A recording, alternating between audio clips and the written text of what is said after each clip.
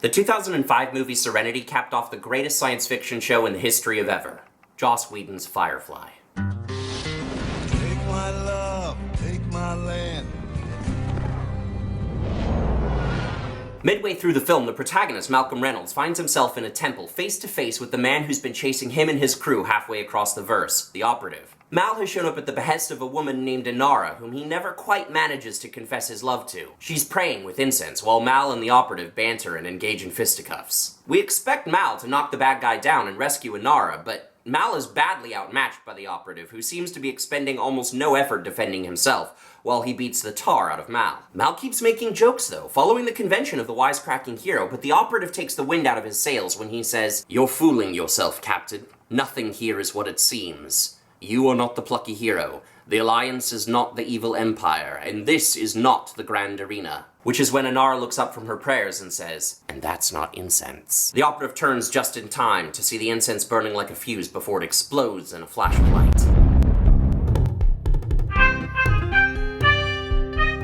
All stories are made up of pieces of other stories. Sometimes stories use these borrowed parts unintentionally, just borrowing from the common well of tropes and conventions. Sometimes stories intentionally reference other stories, so that it has extra impact on the audience which recognizes the reference. And sometimes stories reference other stories to intentionally mislead you with the goal of subverting your expectations. One particularly cool form of this last kind of reference is a meta-commentary, when a character says or does something which breaks the fourth wall, directly commenting on the nature of the story which the characters are acting out. In the example I gave at the beginning, the Operative explicitly says, "Nothing here is what it seems," and then goes on to comment on all of the genre conventions that the scene appeared to be following. Before the Operative says this line, we're pretty confident that Mal is going to win and escape, because we've seen a lot of stories like this before. But once the Operative points out all the conventions and calls them false, we start to doubt.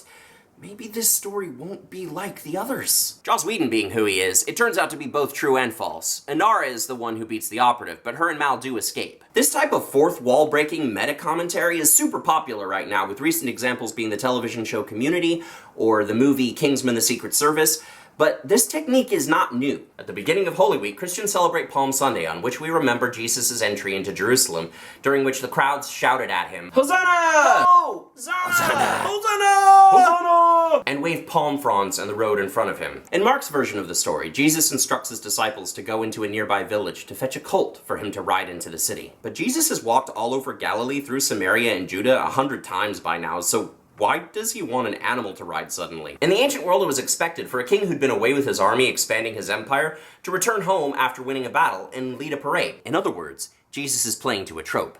The trope of a triumphant king returning to his city at the head of a victory procession. The crowd recognizes this and plays along, lining the streets, shouting his name, asking him to save them, laying palm branches down in front of him. The return of the king. That's the story the crowd thinks they're taking part in. But the gospel writers mention a colt, a young donkey specifically. It's kind of a weird animal to lead a procession with, isn't it? In John's Gospel, it is made explicit that by riding a colt, Jesus is referencing the prophet Zechariah. In the 9th chapter of Zechariah, it says, "Rejoice greatly, daughter Zion! Shout, daughter Jerusalem! See, your king comes to you righteous and victorious, lowly, and riding on a donkey, on a colt, the foal of a donkey." This reference is the fourth wall-breaking meta-commentary of the gospel writers, letting us know what the crowd doesn't. This is not that kind of story. But the reference is carefully framed so it doesn't give the entire game away. Like the Operative's declaration that nothing here is what it seems, it serves to create ambiguity in the scene. Is Jesus playing the role of the king ironically or with sincerity? To grasp what it means, we have to read a little further in Zechariah. "I will take away the chariots from Ephraim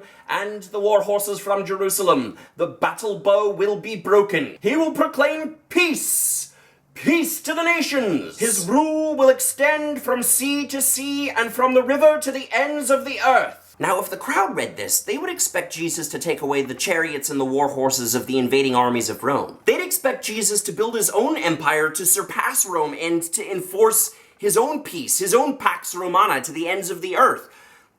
At least they'd expect him to try. But we already know that Jesus intends to come to Jerusalem to die. That he not only won't fight force with force, but he'll command his disciples to lay down their arms, and then he'll forgive the people who are murdering him while they're still doing it. He will, in other words, take away the chariots and war horses of his own people. He will break the battle bow of his own followers. He will give peace upon the nations, but not as their conqueror, but as their victim.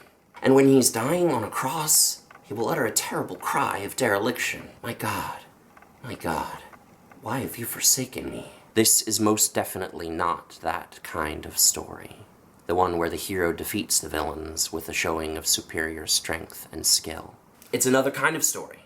A kind hinted at in those very despairing words of Christ on the cross. My God, why have you forsaken me? It's the first line of the 22nd Psalm. Another reference. Another fourth wall-breaking meta-commentary from the Gospel writers. Though the 22nd Psalm begins in lamentation, it ends like this. For he has not despised or scorned the suffering of the afflicted one. He has not hidden his face from him, but has listened to his cry for help. From you comes the theme of my praise in the great assembly. Before those who fear you, I will fulfill my vows. The poor will eat and be satisfied. Those who seek the Lord will praise him. May your hearts live forever. All the ends of the earth will remember and turn to the Lord, and all the families of the nations will bow down before him. For dominion belongs to the Lord, and he rules over the nations. All the rich of the earth will feast and worship, and all who go down to the dust will kneel before him. Those who cannot keep themselves alive, posterity will serve him. Future generations will be told about the Lord. They will proclaim his righteousness, declaring to a people yet unborn, he has done it. Hosanna! Hosanna, hey, Zana, Zana, Zana, ho. Zana, hey, Zana, Hosanna. Hosanna, hey, Zana, Zana, Zana, Hosanna, hey, Zana, Hosanna. Christians shouldn't be an inevitable betrayal. Ha ha ha ha. Mine is an evil laugh.